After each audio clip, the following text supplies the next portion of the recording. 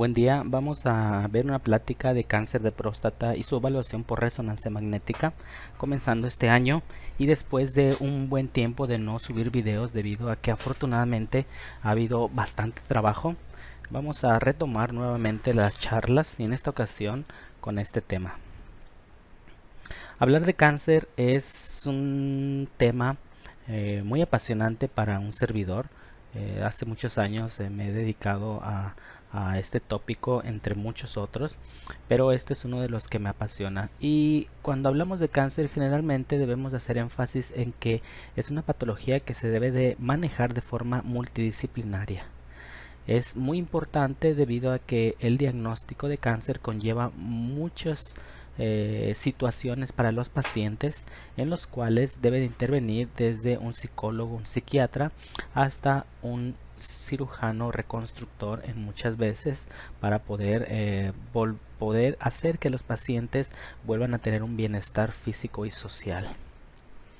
Es por eso que el cáncer no debe de verse como si fuera algo pasajero y de una sola persona. Es decir, estos pacientes no son pacientes que deben de ser evaluados solamente por un oncólogo, ya sea médico, quirúrgico, por un radioterapeuta, ni solamente por un radiólogo, por un patólogo, sino que debe de ser un conjunto de disciplinas, de especialidades que se encarguen de hacer la evaluación del cáncer.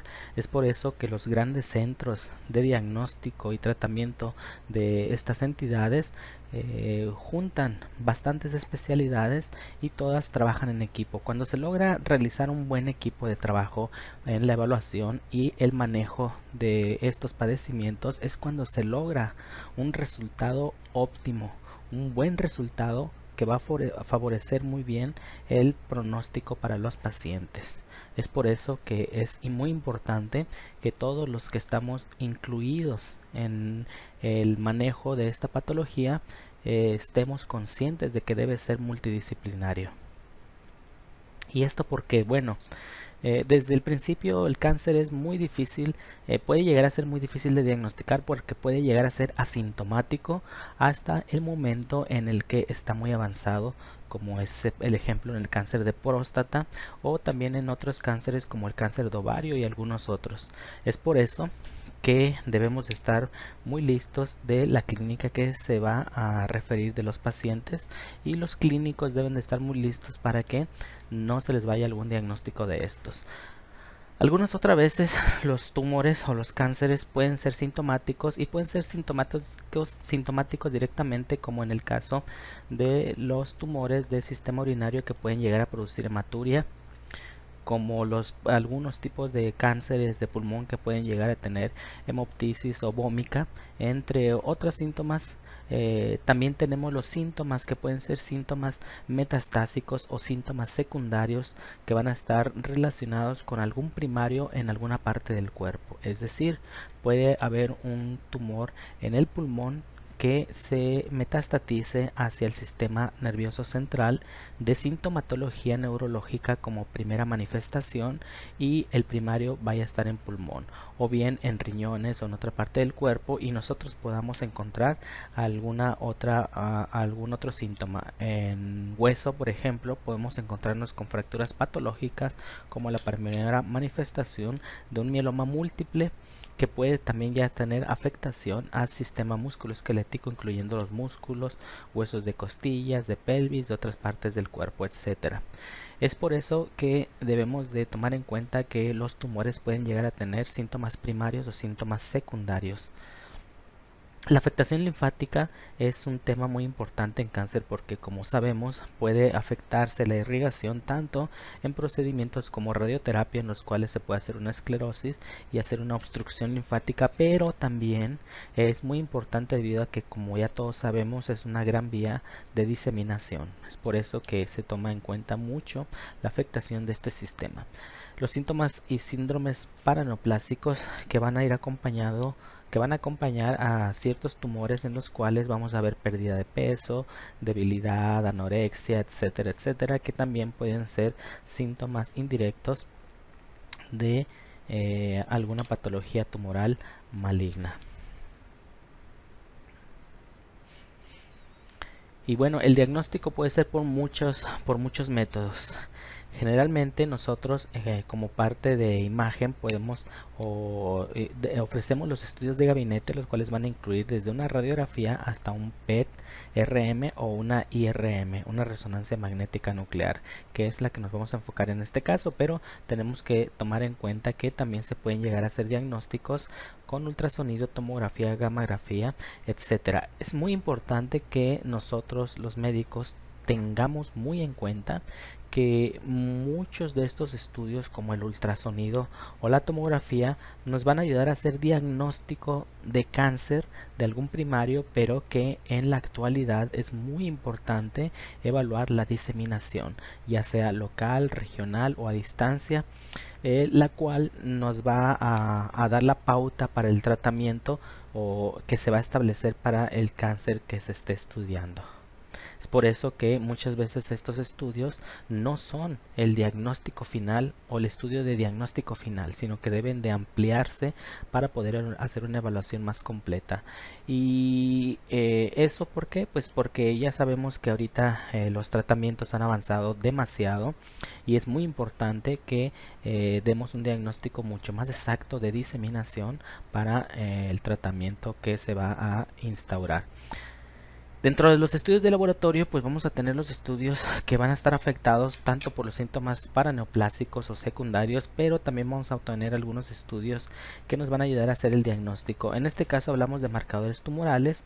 No todos los marcadores tumorales nos van a dar el diagnóstico o nos van a ayudar en el diagnóstico del cáncer. Muchos de ellos se pueden elevar en otras patologías que no son precisamente cáncer, se pueden elevar en procesos inflamatorios, inmunológicos, etcétera, etcétera, que por lo tanto debemos de tomar en cuenta que los estudios de laboratorio son parte del arsenal que vamos a utilizar para hacer el diagnóstico de cáncer. Nos van a ayudar mucho, sí, nos van a guiar mucho en el diagnóstico, claro que sí, y nos van pero no necesariamente el que estén elevados o el que no estén elevados nos va a indicar que haya o que no haya un cáncer.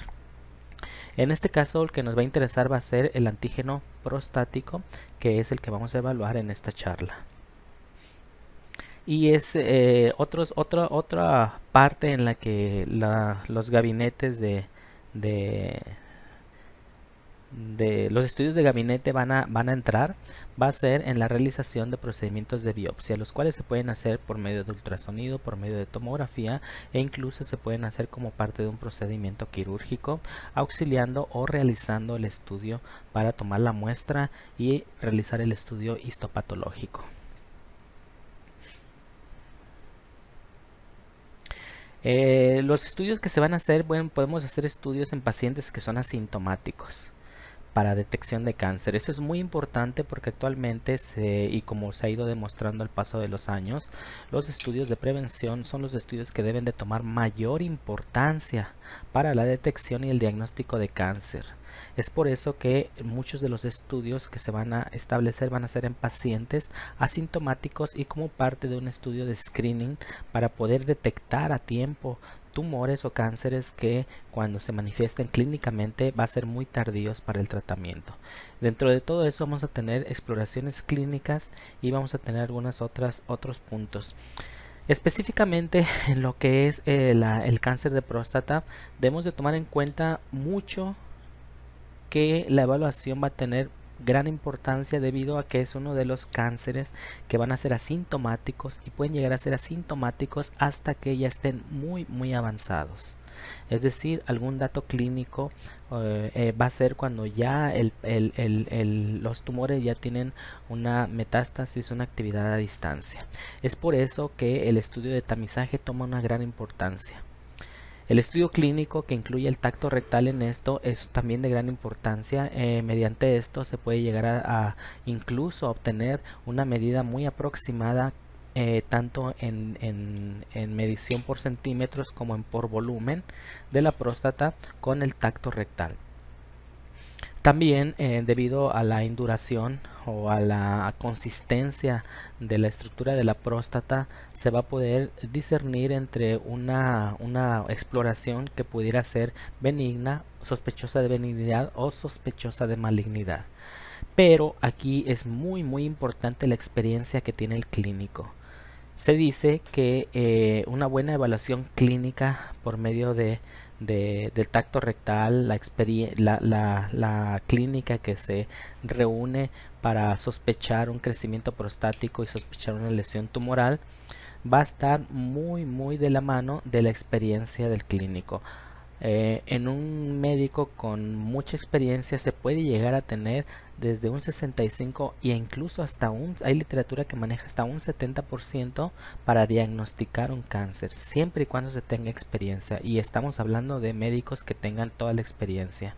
De ahí va a bajar más y puede llegar a ser desde 45 hasta 70% lo máximo para hacer el diagnóstico de sospecha de cáncer. Todavía queda un 30% que queda volando para hacer ese diagnóstico, y ese es a lo que se debe de enfocar el diagnóstico oportuno.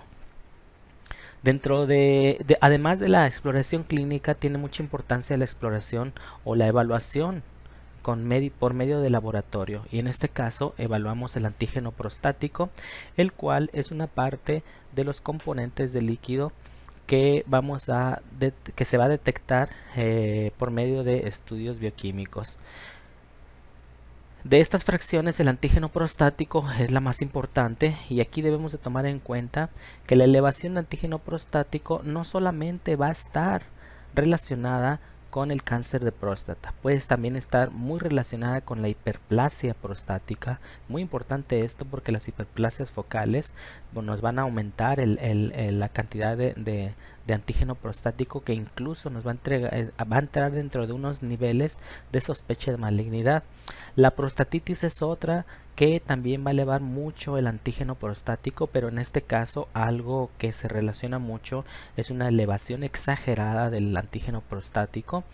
Y la otra va a ser el cáncer prostático. Para poder evaluar estas tres se pueden llevar a hacer varias relaciones del antígeno prostático. Se dice que un valor mayor de 10 puede ser patológico hasta en un 50% y relacionarse con cáncer. Un valor mayor de 10, pero aquí, como habíamos dicho, a mayor valor, más de 10, 15, 18, 20, es muy probable, y disminuye la frecuencia de cáncer y aumenta la frecuencia de proceso inflamatorio. Sin embargo, no debemos de olvidar que un porcentaje va a estar relacionado con cáncer, por lo tanto se debe de evaluar o reevaluar y hacer estudios nuevamente de control posterior a la resolución del proceso inflamatorio. El valor que vamos a tomar como importante va a ser un valor entre 4 y 10 de antígeno prostático para sospechar cáncer. Un valor menor de 4 se considera normal. Un valor elevado mayor de 4 se puede relacionar con cáncer, y un valor entre 4 y 10 tiene una mayor probabilidad. Como ya lo habíamos dicho, si está muy elevado es muy probable que pudiera ser inflamatorio. En la hiperplasia prostática benigna, los valores pueden ser proporcionales al tamaño, es decir, entre mayor sea la próstata, va a haber una mayor concentración de antígeno prostático. Y de esto hay otra fracción que se va a llamar fracción libre, que se va a tomar muy en cuenta para poder evaluar la relación que pueda tener con cáncer. Entonces aquí vamos a tener dos puntos importantes: uno, un valor entre 4 y 10 de antígeno prostático, y otro, la fracción libre. ¿Y la fracción libre en qué nos va a ayudar? Bueno, cuando tenemos un antígeno prostático mayor de 4 y que principalmente se encuentre entre 4 y 10, vamos a tener una mayor probabilidad de que pudiera relacionarse con cáncer. Cuando anexamos la fracción libre del antígeno prostático y la relacionamos con el antígeno total y obtenemos un porcentaje, entonces vamos a obtener otro valor que se va a llamar relación de antígeno prostático específico libre sobre relación de antígeno prostático específico total. Y esta relación se va a tomar como corte el 12, un valor mayor de 12 o un valor menor de 12. De tal forma que cuando tenemos un antígeno prostático entre 4 y 10 nanogramos y tenemos una relación menor de 12, el riesgo de cáncer de próstata va a ser de 40%.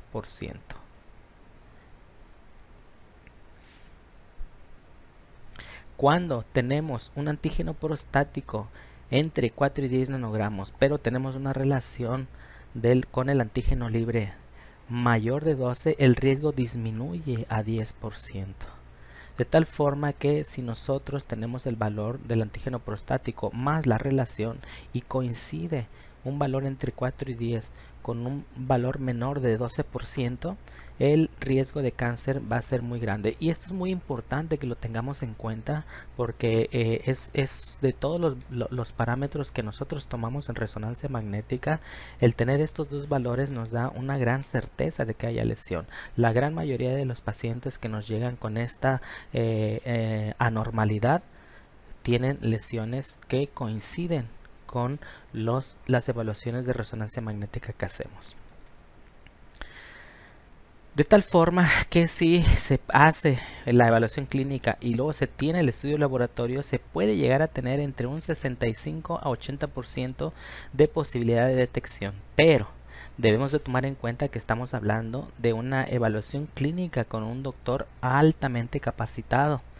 Si no tiene la experiencia suficiente, va a disminuir y puede llegar a ser desde 40 hasta 60% la posibilidad de detección. Por eso que es muy importante, aquí toma mucha importancia la experiencia que van a tener. Y bueno, hasta ahora lo que se utiliza principalmente para evaluar el tamaño de la próstata y el volumen va a ser el ultrasonido, el cual tiene dos modalidades para realizarlo, una transabdominal y otra transrectal. De entrada, a mí me toca mucho ver que mucha gente y muchos médicos realizan la evaluación prostática por vía transabdominal, y eso de entrada no debe de ser. Todas las evaluaciones de próstata deben de ser realizadas por procedimiento endocavitario, con un resonador, iba a decir, no, con un transductor transrectal. ¿Por qué va a ser así? Porque es muy difícil hacerlo por vía transabdominal. Se puede hacer, pero no es igual la estructura que vamos a estar evaluando, y muchas veces la sínfisis del pubis nos va a estorbar para realizar una buena medición. Aparte de que no es para nada lo mismo que se observa en transrectal que transabdominal para ver la ecotextura de la próstata. Y muy importante, muchas de las lesiones, si no es que la gran mayoría de las lesiones que hemos visto hasta ahorita por resonancia magnética no se observan por ultrasonido. Y si no se observan o es muy difícil evaluar las lesiones por vía endorrectal, pues va a ser mucho más difícil verlas por vía transabdominal. Es por eso que si lo que quieren es medir tamaño y volumen, sí, puede llegar a ser casi lo mismo realizarlo por vía endorrectal y por vía transabdominal. Pero si quieren hacer una evaluación estructural de las vesículas seminales y de la próstata y de sus componentes, la vía endorrectal es por mucho la que se debe de realizar. Eso es muy importante. La resonancia magnética ha tomado una importancia muy grande desde el 2010 aproximadamente. Desde el 2010 nosotros empezamos a hacer próstata con un resonador de 1.5 teslas. Actualmente la próstata está recomendada hacerla con resonadores de 1.5 teslas y con resonadores de 3 teslas. Sin embargo, cuando se realiza con resonadores de 1.5 teslas debe de tener unas especificaciones muy importantes. Todo esto se ha hecho en base a protocolos. Vamos a hacer y vamos a mencionar aquí, vamos a hacer una comparación y vamos a mencionar lo que es el BIRADS, hablando de mama, que es un reporte sistemático de todos los hallazgos que vamos a ver en la mastografía o en el ultrasonido o incluso en la resonancia magnética con respecto al cáncer de mama. En este se tiene muy bien estandarizado la forma en la que se van a describir las lesiones redondeadas, multilobuladas, con bordes oscurecidos, indistintos, espiculados, la forma redondeada, ovalada, lobulada, multilobulada, etcétera, la localización de las lesiones, todos los parámetros que se van a tomar para cuando se tiene una lesión, cómo se debe estudiar, qué se debe de hacer, todo eso ya está muy bien establecido por BI-RADS, y eso ha hecho que los diagnósticos en cáncer de mama sean muy exactos. Pero más que nada eso, y más de la exactitud, lo que se busca es que haya un léxico que sea el mismo en todos los que manejan cáncer de mama. Es decir, que cuando hablamos de una clasificación con categoría 1, tanto el ginecólogo, el médico general, el oncólogo, el radiooncólogo, el patólogo, que todos sepan que estamos hablando de un estudio que por nuestros métodos que se utilizaron se vio normal. Si vemos uno que tenga una característica sospechosa, dudosa o eso, todos cuando se categoricen vamos a saber a qué se está refiriendo, quien sea, en cualquier parte del mundo que se está observando. Si hay una paciente de nosotros que viaja, que la vimos en México y viaja a Argentina, viaja a España, viaja a Chile, cuando tengamos esto, pues vamos a tener garantizado que se va a evaluar de una forma semejante y que se va a manejar semejante. De tal forma que esto desde hace más años todavía se ha estado estableciendo para que se logre evaluar de una forma semejante el cáncer de mama por las distintas modalidades. Y en próstata hemos estado evaluando. Bueno, en próstata desde el 2010 empezó a establecerse un consenso. Se juntaron varios en Europa, varios médicos especialistas en Europa, y establecieron una forma semejante a BI-RADS de mama, pero le pusieron PI-RADS relacionado con imagen de próstata para crear un reporte sistemático también. Es decir, se busca lo mismo, que si el urólogo ve el estudio reportado por el radiólogo, estemos hablando de una lesión en una localización con una sospecha baja, una sospecha alta de malignidad, para que todo lo manejemos de forma como nos indica la literatura. Actualmente el PI-RADS ha evolucionado. Ahorita ya también hace poco tiempo América también ya lo adoptó, pero fue acogido por el Colegio Americano de Radiología, quienes han puesto algunos otros puntos, y todavía se están evaluando algunas cosas, que probablemente algunas cosas se quiten, otras se pongan, y vaya evolucionando PI-RADS para poder llegar a ser algo semejante al BI-RADS en cáncer de mama. Y bueno, esto en qué nos incluye a nosotros los radiólogos o a los médicos para que conozcan lo que se hace por resonancia magnética. Como lo decíamos, la próstata se ha evaluado por medio de resonadores de 1.5 teslas y de 3 teslas, pero en un inicio, en el 2010, nos tocó que era exclusivamente la evaluación de próstata era con resonadores de 1.5 teslas. No estaban diseñados, y la literatura en esa época no estaba liberada para que se realizaran los estudios con resonadores de 3 teslas. Y para hacerlo en un resonador de 1.5 teslas se utiliza, y todavía se recomienda en la edición del 2015 de PI-RADS del Colegio Americano de Radiología, que los resonadores, si se van a hacer con 1.5 teslas, se realicen con la bobina endocavitaria. ¿Por qué? Porque en este caso es muy importante la evaluación estructural. La evaluación estructural de la próstata toma una gran importancia, y si el estudio de próstata se hace con un resonador de 1.5 teslas analógico convencional, y se quiere realizar sin la bobina endorrectal, entonces la imagen que se va a obtener no va a ser muy diagnóstica. Por eso es que no es recomendable ni se incluye esa técnica en los protocolos de PI-RADS. ¿Qué es lo que sucedía en estos pacientes? Cuando, primero que nada, el costo. La bobina endorrectal, como es una bobina desechable, se tenía que utilizar, colocar, y se eliminaba. Eso hacía que el estudio se elevara demasiado en costo. Otra cosa muy importante es que hay varias sustancias, bueno, no hay varias, solamente hay una o dos sustancias que se recomendaba que se introdujeran en el globo para poder distenderlo y poder realizar una homogeneidad del campo para poder obtener una buena imagen de la próstata. Sin embargo, nosotros utilizamos de todo absolutamente: gel, agua, aceite, aire, y no obtuvimos una imagen buena. ¿Por qué? Porque siempre había artificios. Era muy difícil que entrara sin aire, era muy difícil poder inflar un globo, demasiado difícil, y cuando lo lográbamos hacer había artificios por la diferencia de campos, por la diferencia de medios que existen y que van a condicionar ciertos artificios que no permitían una buena evaluación de la anatomía periprostática. Otra cosa que también sucedía es que cuando se inflaba el globo, la próstata cambiaba totalmente su anatomía.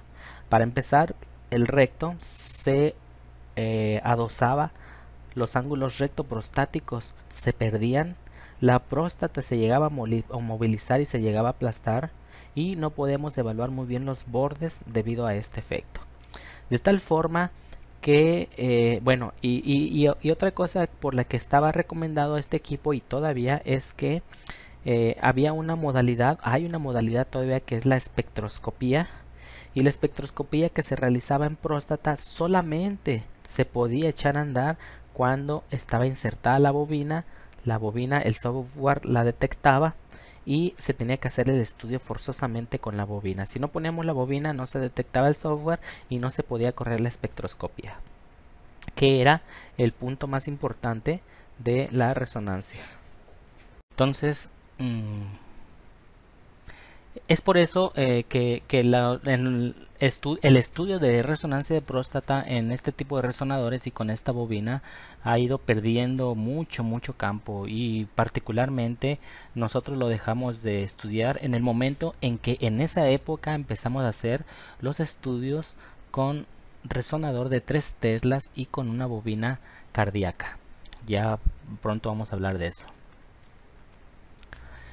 De tal forma entonces que ahora está incluso en los nuevos protocolos de VIRADS se recomienda que si se va a realizar el estudio en un resonador convencional de 1.5 teslas solamente se realice con la bobina endocavitaria, con todo lo que conlleva y con lo que ya vimos.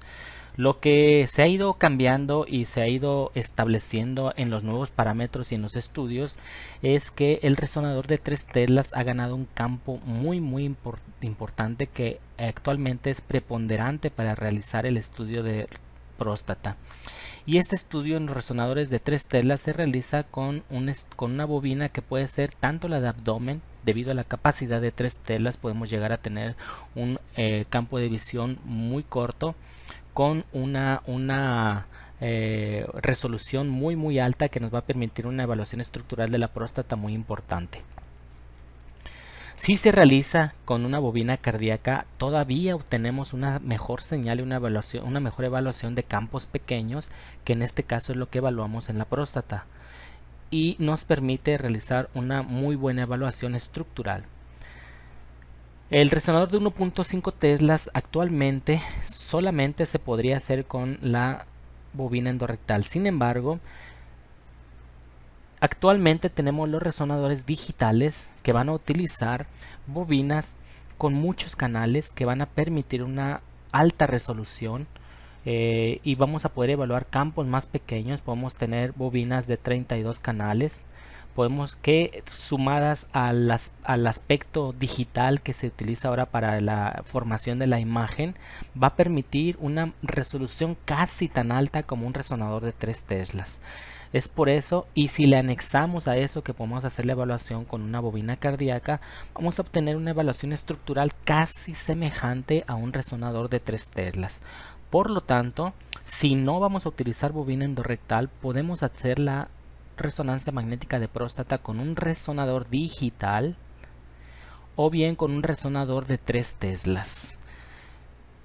Otro aspecto muy importante en estos resonadores es que vamos a hacer 2 evaluaciones principalmente, que va a ser la evaluación con difusión y la evaluación estructural con la secuencia T2, además de que se puede llegar a hacer la evaluación para evaluación de aplicación de medio de contraste y poder ver muy bien la perfusión de la próstata para evaluar el comportamiento de las lesiones sospechosas. Estos parámetros son los que se van a utilizar para hacer el diagnóstico de sospecha de cáncer de próstata. Por lo tanto, lo recomendable actualmente, y nosotros como lo realizamos próstata con un resonador de 3 teslas o con un resonador de 1.5 teslas digital sin utilizar bobinas endorectales y utilizando solamente las secuencias T2, la secuencia de difusión y la secuencia para aplicación de medio de contraste. Como lo vamos a ver posteriormente, en PIRA se van a tomar en cuenta todos esos parámetros para llevar a cabo la evaluación. Y eso se hace por medio de una clasificación o una evaluación estructurada para evaluación de la próstata. ¿Qué es lo que se hace aquí? Bueno, lo que se habla ahora es de una evaluación multiparamétrica. La evaluación multiparamétrica se va a realizar por medio de la resonancia magnética, y lo que quiere decir es que cuando nosotros hagamos el protocolo, lo realizamos, lo vamos a evaluar con un software específico que nos va a abrir un conjunto de secuencias para evaluar la próstata, de tal forma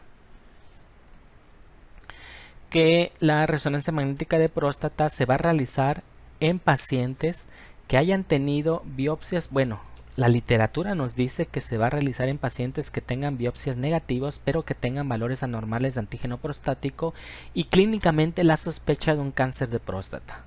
Es cuando principalmente se va a realizar la resonancia magnética, y en este caso se van a combinar varios parámetros para realizar la resonancia magnética de próstata, que vamos a tener una secuencia T2, la secuencia de difusión, la evaluación con medio de contraste, y en algunos se va a realizar la espectroscopía. Aquí el problema que comentábamos es que la espectroscopía se va a utilizar solamente, o el software no lo va a aceptar cuando lo hagamos con bobina endorectal.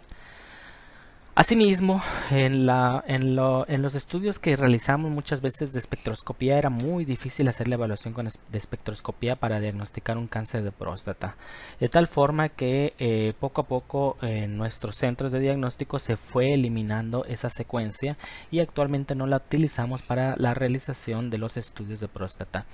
Solamente en la evaluación multiparamétrica vamos a adquirir la evaluación de la perfusión de próstata, la evaluación con la secuencia de difusión y la evaluación estructural con la secuencia T2. Como podemos ver nosotros, la secuencia T2 sin saturación de grasa es muy importante porque nos va a permitir ver muy bien la afectación de la grasa perirectal. Vamos a poder evaluar muy bien la anatomía de la próstata. Vamos a realizar una evaluación muy buena de lo que es la región central de la próstata y la región periférica de la próstata. Vamos a evaluar muy bien la interfase que existe entre estas regiones para poder evaluar alguna alteración. Y vamos a evaluar muy bien la grasa periprostática, los plexos, los músculos elevadores del ano. Vamos a ver muy bien el recto y, muy importante, vamos a ver la fascia perirectal. De tal forma que los ángulos rectoprostáticos, la morfología estructural de todas las estructuras que mencionamos, nos van a servir para evaluar las alteraciones de la próstata. Más allá, cuando vemos un tumor que ya infiltró, que afectó regionalmente, vamos a ver afectación en los músculos adyacentes, vamos a ver las regiones de los estaciones ganglionares de obturadores, hipogástricos, ilíacos, para poder hacer una evaluación mucho mejor de la capacidad infiltrativa de las lesiones tumorales. Cuando hacemos la evaluación por volumen, vamos a ver el volumen de la próstata, vamos a hacer la medición en plano sagital y en plano coronal o axial para tomar los 3 diámetros y hacer la fórmula para poder calcular el volumen de la próstata. Como podemos ver también en el plano sagital y en el plano axial, vamos a evaluar muy bien lo que es la vejiga, sus paredes, vamos a ver las vesículas seminales, el recto, la pared rectoprostática, la uretra. Todas estas estructuras las vamos a estar evaluando de una forma muy importante. Ustedes pueden ver aquí cómo la anatomía de la próstata se puede llegar a ver muy bien podemos llegar a ver muy bien las estructuras adyacentes en la secuencia T2 en los diferentes parámetros, y es por eso, nada más por esto, que la resonancia magnética es el estudio de elección para la evaluación estructural de la próstata. Cuando anexamos una evaluación estructural, vamos a tomar en cuenta la región central y la región periférica. Vamos a buscar áreas hipointensas y vamos a tomar en cuenta que la región periférica va a tener hasta un 70% aproximadamente de lesiones tumorales, y el resto se va a revertir en las diferentes regiones de la próstata. Por lo tanto, la región periférica toma un papel importante en su análisis, y como podemos ver, cuando es normal, vemos una hiperintensidad muy homogénea que nos va a permitir evaluar muy bien cuando hay una hipointensidad.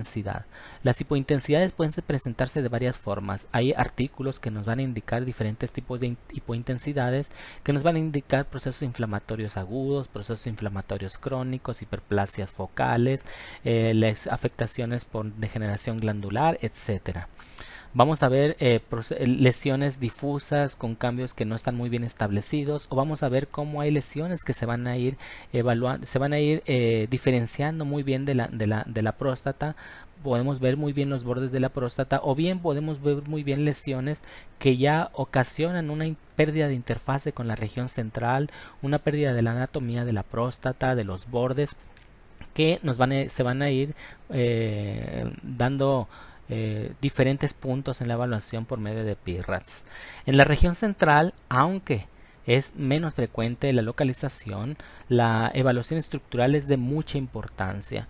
Aquí hay algo que era muy difícil verlo anteriormente, y decíamos que la glándula o la región central era muy difícil evaluarla debido a la degeneración glandular, que nos daba mucha heterogeneidad y era muy difícil evaluar, pero conforme vamos evaluando y vamos adquiriendo experiencia, vamos viendo que las lesiones pueden llegar a ser muy distinguibles, incluso igual casi que la región periférica, y que las podemos diferenciar muy bien en la región central, de tal forma que la evaluación estructural de la región central y de la región periférica por medio de la secuencia T2 nos puede llevar a una muy buena evaluación para sospechar una lesión tumoral benigna o maligna. A esto le anexamos la difusión y el coeficiente de atenuación, el cual nos va a indicar si hay alguna alteración o no hay alguna alteración en la evaluación de la próstata. ¿Y qué es lo que vamos a ver aquí? Bueno, la difusión, como ya lo hemos visto mucho en otras pláticas, lo que nos va a indicar va a ser el movimiento de partículas en el espacio intersticial. Cuando nosotros tenemos algo hipercelular, el espacio va a disminuir, lo que va a ocasionar restricción en el movimiento de las partículas, y esa restricción nosotros la vamos a ver como una hiperintensidad, de tal forma que cuando hay una disminución del espacio se va a manifestar como una hiperintensidad. Debemos de ponernos listos aquí, porque la disminución del espacio no solamente va a ser porque haya un mayor número de células, puede ser porque las células se hagan grandotas, y cuando se hacen grandotas, cuando entra líquido y crecen, se hacen gordas. Y ese líquido que va a entrar va a traer la alteración, el estado de la membrana de la célula, se va a dar cuando hay edema. Por lo tanto, cuando hay un proceso inflamatorio, también vamos a tener disminución del espacio intersticial y vamos a tener restricción de la difusión. Por lo tanto, debemos tener muy en cuenta que no todas las hiperintensidades que veamos en la difusión van a estar relacionadas con lesiones tumorales hipercelulares, sino que también van a estar relacionadas con procesos inflamatorios agudos o crónicos o agudizados. Y aquí es cuando entra, ven aquí como la homogeneidad de la próstata no nos va a mostrar alguna alteración. Este es un artificio que es muy común verlo. Y vemos posteriormente cómo hay áreas que van a ir cambiando la intensidad de señal, que puede ser difusa, que podemos no verla y distinguirla muy bien en el grado, en el punto 1 o en el punto 2, pero que en otras ocasiones puede llegarse a evaluarse muy bien. Y ven como aquí una hiperintensidad un poquito más focal, y aquí vemos otra hiperintensidad, y aquí vemos una más franca. De tal forma que dentro de estos cambios de intensidad de señal nosotros vamos a poder sospechar de que hay restricción nada más. Para que nosotros evaluemos si esa restricción es inflamatoria o es tumoral, vamos a evaluarla posteriormente con el coeficiente de atenuación. Y en el coeficiente de atenuación lo que vamos a ver es que, bueno, los equipos actuales nos van a dar el coeficiente de atenuación en muchos parámetros y de muchas formas, y muchas veces nos los dan en colores. nosotros debemos de transformarlo en la computadora a blanco y negro o a escala de grises para que podamos verlo de esta forma, de tal forma que cuando nosotros vemos una lesión hay un parámetro que se puede recomendar. Antes lo utilizábamos mucho cuando no existía el coeficiente de atenuación, pero actualmente los valores ya son mucho más específicos, y ese parámetro era que nosotros lo que viéramos hiperintenso en la difusión e hipointenso en el coeficiente de atenuación era más probable que fuera maligno. Si nosotros lo veíamos hiperintenso en la difusión y lo veíamos también hiperintenso en el coeficiente de atenuación, lo más probable es que eso sea maligno. También van aquí a entrar otros parámetros como los valores B. A un valor mayor B va a disminuir lo que veamos que sea inflamatorio y va a aumentar lo que veamos que va a ser hipercelular. Todo esto es muy difícil, vamos a verlo después poco a poco, y ya verán después que es demasiado fácil para llevarlo a la práctica. De tal forma entonces que cuando nosotros sumamos la difusión y el coeficiente de atenuación vamos a tener valores muy cercanos para sospechar de algo maligno. Y aquí es súper importante el coeficiente de atenuación. La otra evaluación que vamos a hacer va a ser lo de la perfusión y las curvas de perfusión. Van a ser semejantes a las que hemos visto en otros. Un lavado rápido nos va a indicar que puede haber una sospecha de malignidad, una meseta y un valor ascendente. El valor ascendente, que es benigno, el valor de meseta va a ser inespecífico, indeterminado, puede llegar a ser maligno. Todavía no está muy bien especificado esto como en mama. Y eso nos va a ayudar en conjunto con lo otro para que nosotros evaluemos y veamos si la lesión es benigna o maligna. Particularmente hay veces que es difícil realizarlo. Muchas veces en próstata hay muchos cambios inflamatorios y muchas lesiones que pueden manifestarse de diferentes formas. Entonces llega a ser difícil, pero en lesiones dudosas. Pero en las lesiones que están bien establecidas, ahí no hay vuelta de hoja, es muy importante. Y lo que viene después va a ser la espectroscopía, que la espectroscopía lo que va a evaluar aquí van a ser valores altos de citrato en relación con la colina. De esa no vamos a hablar mucho porque de verdad no recomiendo yo particularmente que se realice espectroscopía. Es tardada, es mucho más cara y es muy inespecífica. Todavía se recomienda en PIRRAS, pero incluso en la literatura europea se tienen dos PIRRAS, un PIRRAS con espectroscopía y otro PIRRAS sin espectroscopía. Y actualmente todo va tendiente a que vamos a dejar de depender de la espectroscopía, porque lo que estamos observando, los resultados que estamos observando con el coeficiente de atenuación son espectaculares. A final de cuentas, lo que se va a tomar en cuenta después de todas estas evaluaciones es la clasificación, que va del 1 al 5, y van a ser valores de muy baja sospecha, de clínicamente casi normales, de baja especificidad, de sospecha baja, de sospecha muy baja, sospecha intermedia, sospecha alta o muy alta para la presencia de una lesión tumoral infiltrante maligna. La forma en la que se va a llevar a cabo la evaluación va a ser por medio de este esquema de PIRRAS. De aquí, este esquema, este reporte es el que se utilizaba en Europa, todavía se utiliza en muchas partes, y es muy diferente, o es diferente, no es muy diferente, pero sí es diferente al que se utiliza actualmente en la versión 2 de PIRRAS. Particularmente a mí me gusta más esta, ya veremos después por qué, ya se los comentaré después por qué. Pero yo me inclino más a esta evaluación. Sin embargo, en cuanto a lo que es hallazgos, pero si hablamos para procedimientos de biopsia, es mejor la otra, que es esta de aquí, en la cual vamos a tener más áreas para evaluar.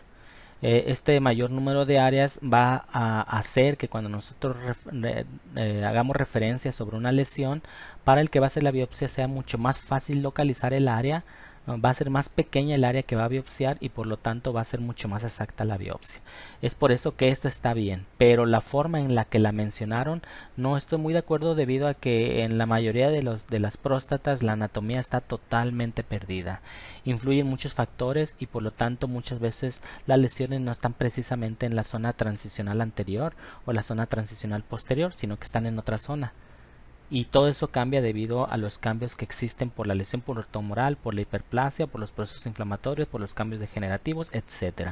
Pero para un mapeo está excelente. Así es como lo vemos y hay veces que es muy común que veamos varias lesiones, no solamente una, y por lo tanto cada lesión la vamos a evaluar en los diferentes planos sagital, axial y coronal para que se dirijan la biopsia en esos sitios. Esto es otro tema también que es muy importante, que veamos que actualmente en los nuevos estudios vamos a estar viendo que muchas de las presentaciones del cáncer de próstata va a ser multicéntrica.